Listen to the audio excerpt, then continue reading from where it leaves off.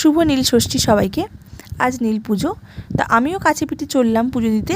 আমাদের কাছাকাছি একটি কালীবাড়ি রয়েছে, তো মায়ের মন্দির ছাড়াও ওখানে বাবার মন্দিরও রয়েছে আর কি, বেশ ভিড় হয়।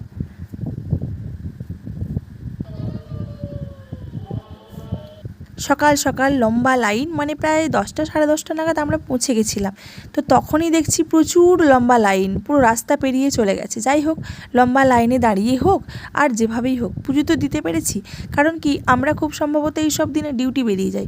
সকাল থেকে যদি বেরিয়ে যেতাম তখন এইভাবে আর পুজোটা দিয়ে উঠতে পারতাম না।